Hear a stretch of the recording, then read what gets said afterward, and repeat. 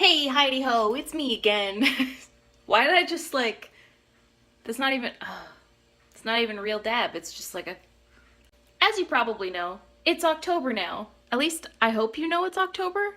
If you don't, are you okay? Do you need some help?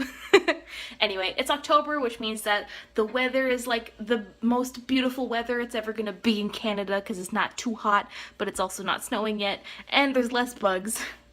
I really don't like bugs that much. It also means that it's spooky, scary Halloween time, which means I'm gonna be making some spooky miniatures this month.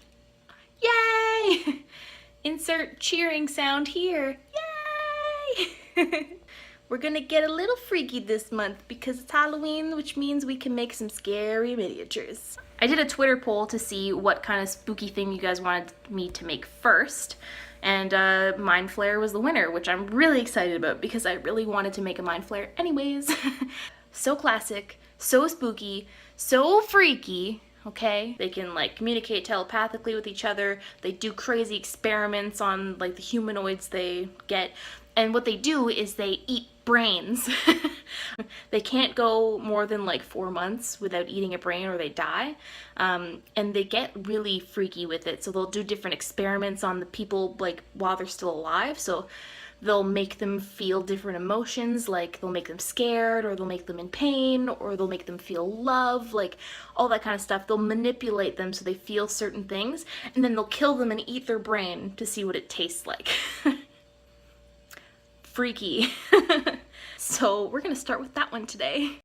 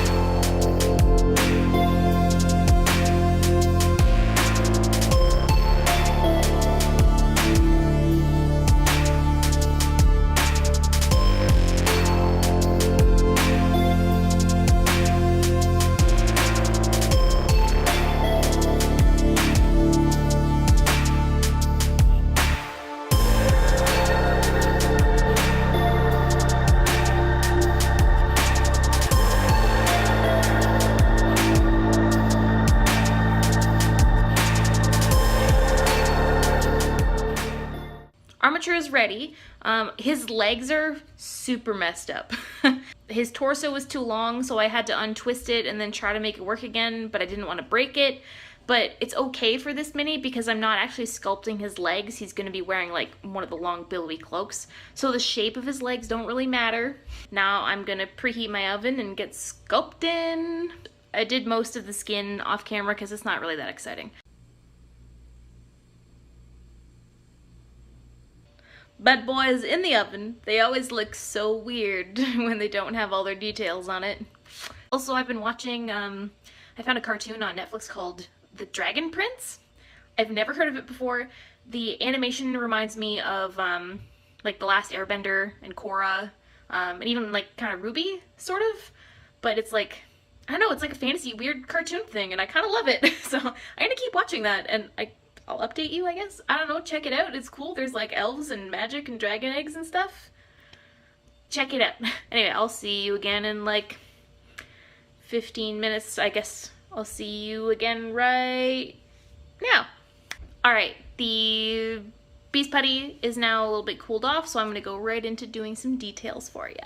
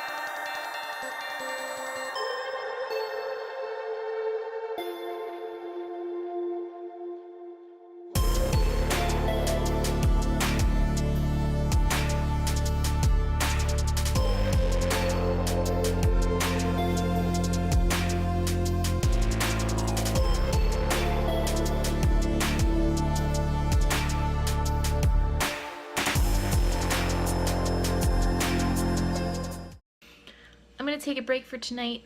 He's in the oven right now, and then I'm gonna let him cool off. Tomorrow we'll add a little base for him, and then we can prime it, start painting, and he'll be done. Well, hello. It's a new day. I have baked our friend. I also made him a base off camera because that's like kind of boring making a base. Anyway, this is what he looks like so far. I'm sorry, I look so tired. I was up really late watching Shane Dawson. Am I a sociopath? We're gonna prime him, and then after he dries a bit, we're gonna start painting. Yay!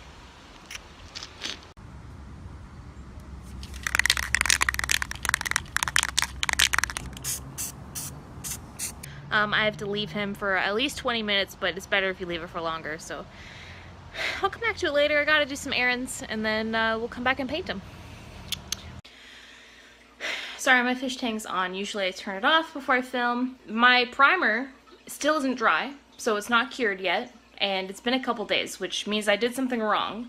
So after looking it up, it seems that I just put too much primer on it. So the options were wait longer and see what happens, but it's been like 3 days and it's still tacky. So when I was looking things up, it said you're just gonna have to strip the primer off and do it again. There's a couple different ways to do it. You can use like simple green, I guess, or Pine Sol might be okay, but you have to be quick with it. Basically, you have to find a cleaner that's gonna get the primer off but not melt your Mini,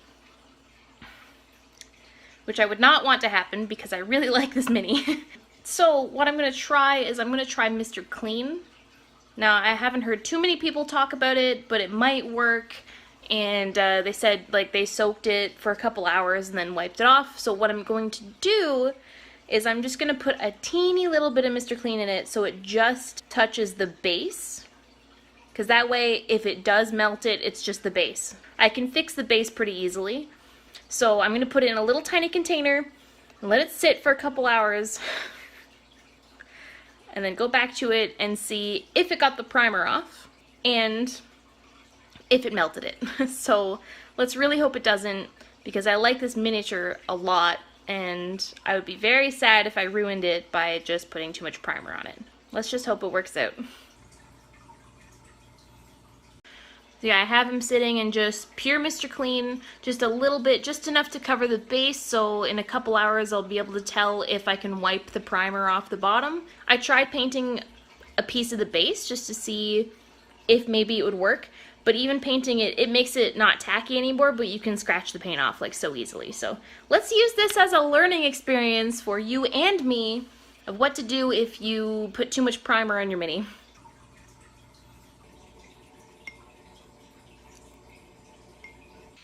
Well, that was a fail. When I was trying to strip the paint off of the Mini, I broke it. That sucks. It didn't work. It's a fail. The actual sculpt of the Mini was great. When doing research, it looked like the kind of primer that I was using is like pretty well loved in the community, so I don't think I went wrong with the kind of primer I was using. Now, I know that this video is a fail, and you're probably like, why would you post a fail? Like, that's just kind of weird. I can't not post this video, you know? I am learning a lot from my fuck-ups, and I'm hoping that you do too. I'm not perfect, you know? Like, I'm still a human, I'm still an artist who has to experiment and try things, and, you know, everybody does that. Everybody has pieces in between that are just fucked, that just don't work. I'm also one of those people. I have to keep trying things. I have to learn from my mistakes so that every miniature I make is better and better. No one's gonna make everything perfect, and guaranteed every single artist out there, every single person who makes things, every inventor, every writer, they have tons and tons and tons of stuff that they never show anyone because it just didn't work. Like, not everyone is gonna show the failures. I think it's good to fail, especially if you're trying to learn and if you're experimenting. It's a good thing to fail. I mean, you don't want to do it all the time. If every single one's a failure, then obviously you're not learning. But it is good to fail in between. Failing is a great tool to learn how to make something better. Things that I learned today, and hopefully you can take note of this too, is that my two mistakes, I put too much primer on it, and I did not make the pieces thick enough or strong enough sticking out to actually be able to use it. You know? The more that I succeed and the more that I fail, the more information that you will get if you want to try to get into this kind of stuff. So that's this video, you know, the sculpt is really great and then I learned some things and it sucks that it failed, but it happens, you know, it happens. Hopefully you liked the video anyways, or you found this helpful, or you learned something, and if you did, you know, please like the video, please subscribe if you want to see more. Not all of these are going to be fails, I promise. I still had a lot of fun. I love how it turned out before I fucked it up. Thank you for watching this, and I'll see you later. Bye!